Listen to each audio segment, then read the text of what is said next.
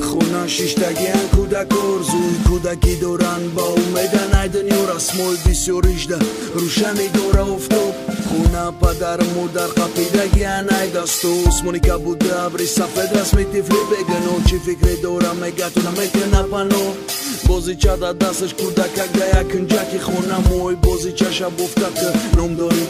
دونه مورا همه سوزی میکنه من خط نویسم به مادرم و با فکرم کار دوره اولی میای ایجا حتیمون بازی میکنه میگیره ای دستم میبرم مورا خونه کودکک نمیدونه کی او مکتوبه نمیخونه در جای او حضیر دوره نام دوره صغیره خونه حتما میای بهترین انسانه با بازی دخترک میگه شدونه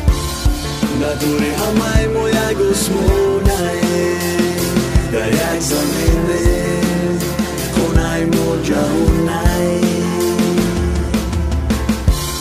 اون میویه و بهترین انسانه مادر میفهمم مادر جهونه همه تیفلی بگنو میویا بعد نیوگنو کودک نگنو همه کنن گلونو در خونه کوهنه بپرستون کودک خوانه به غرزی یک کودک اک نومی بازی چش دونه تو نمیدونی چی با چم جاورده چشمه کوی تیفلی بگنو شیده پری و قبول نمیکنه دل کودکی و چشم در کار نیسته انتظار در نزد ترزه هر روز یک خوب پیش روی مورا میکنه به مهر چی هم رو رگشنه نمیدونه سر